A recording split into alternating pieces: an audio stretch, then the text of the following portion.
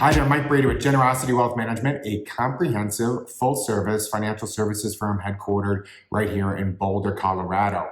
Although I'm hoping that this will be the last video that I do in Boulder for the next 4 months or so. It's the end of May. I'm going to head up next week to the cabin. And as you know, if you've been watching my videos for a long time, I can do everything I can do here in Boulder right there from my cabin. It's 30 minutes outside of a 900-person town, overlooking these beautiful mountains and pastures and all that. And this next summer, I'm very excited because they're going to put in fiber optics right to my cabin. So the whole valley there is getting fiber optics. So thank you, Rural Electrification Act, whenever that was. So listen, I want to talk today about inflation. Last month's inflation was 4.2% year over year percentage growth. That's a large number. And I have to tell you that if you get your news from the TV news outlets, which I highly recommend you not do, you of course are probably all up in arms. Let me just address something that I said there. It is my belief, just my opinion, you can have a different one, that news outlets are not there to inform you. They are there to elicit emotion from you. If you're going to have a detailed analysis of a complex system like the world economy in 2 minutes or even 5 minutes, watching TV news is not going to give that to you. And even the news programs, the dedicated the dedicated financial news channels, that's not where I get my analysis. I get my analysis from economists that I've learned to trust, Alex Tabarrok and Tyler Cohen and others, and their detailed analysis. They're usually writing every day, great blogs.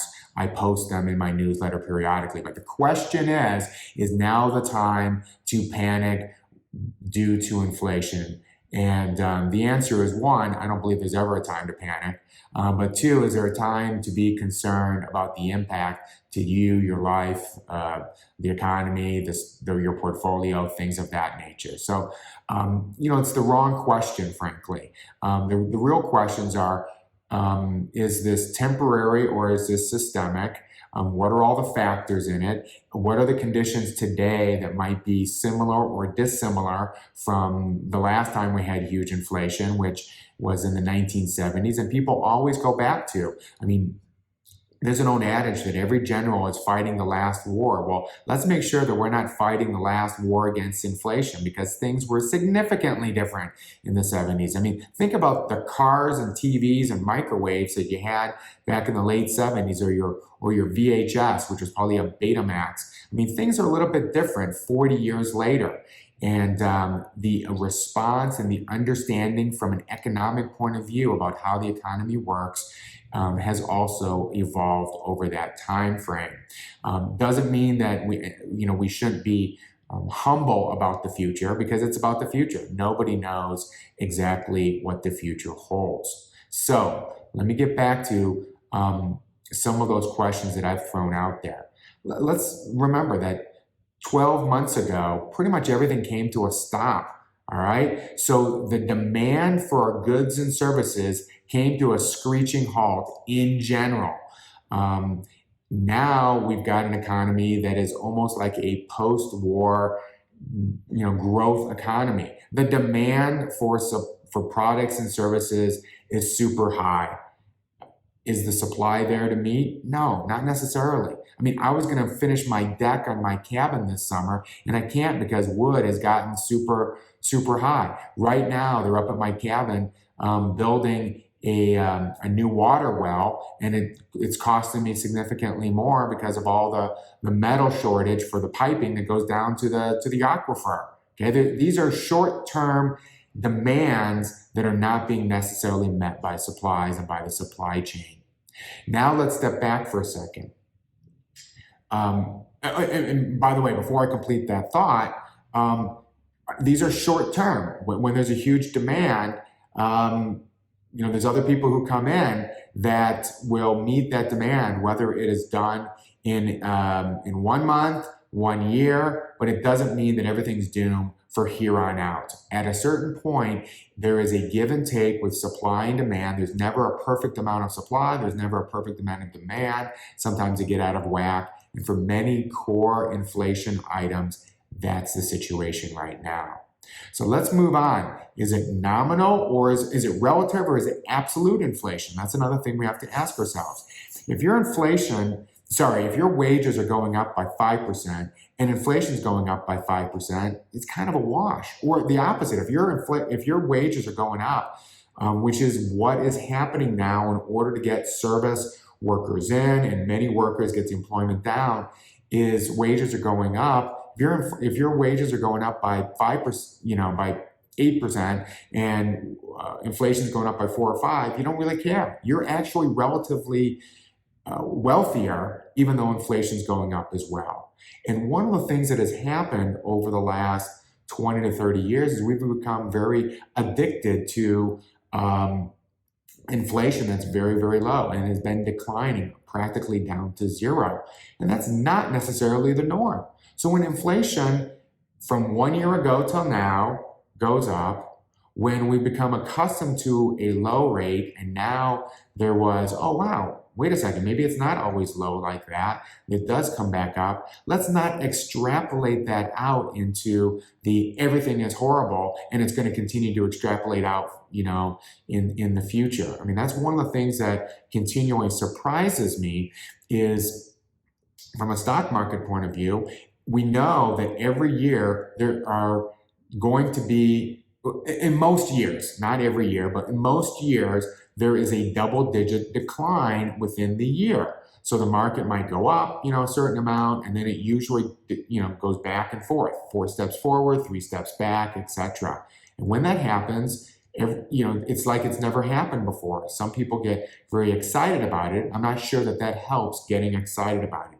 Inflation is the same thing. Inflation goes up and it goes down. It doesn't always go in a straight line. So let's talk about what that really means for the market. So I'm going to put up one sheet first. That far right hand, I'm circling it in red. That is what happened last month. That is over the last 50 years or so. You can see that what I just circled is what happened. It went over, a 4%. It's 4.2%. These things happen. The last time that happened was 2007, right before it declined. I mean, there's some huge fluctuations there, but 1 month does not make a trend. So let's remember that. And we have a data point of 1. Let's not blow it out of proportion.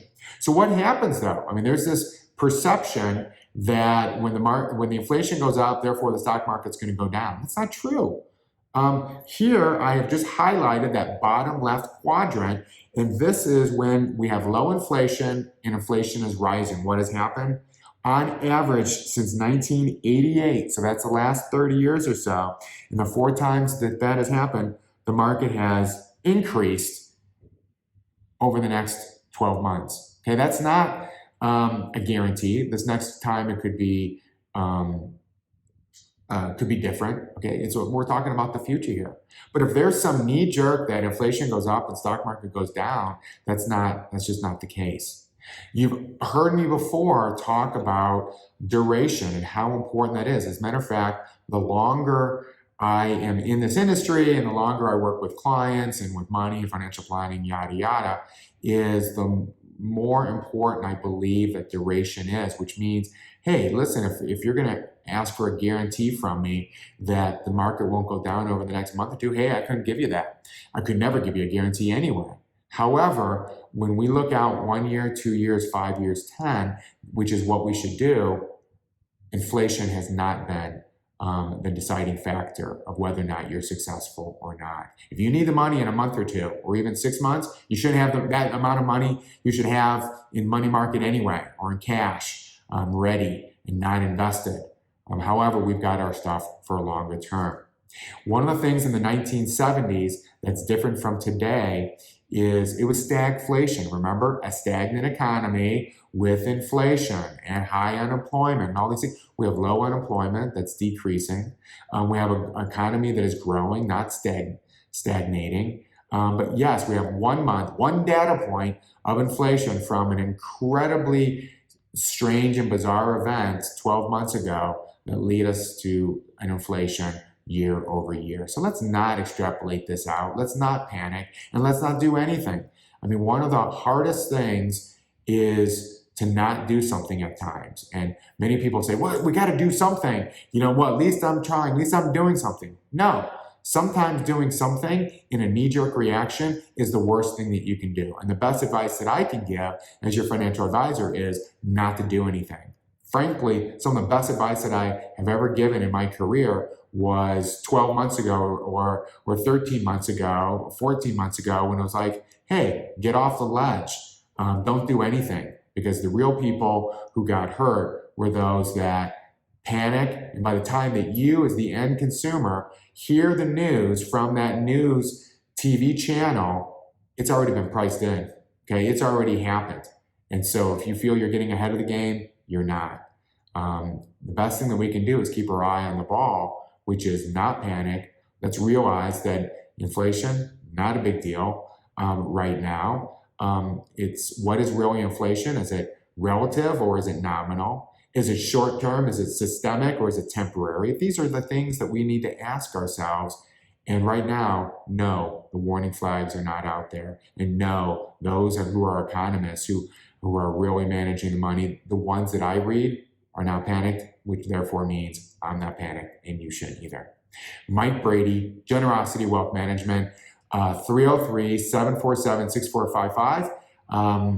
I hope to see you soon. I suppose I'm going to be up at the cabin, but I have so many Zoom meetings. Hopefully we'll have those Zoom meetings as well. I think I'm going to grow a beard like I did last November and turn into true mountain man, except when I'm working during the day. So anyway, have a great day. Great beginning of the summer. Bye-bye now.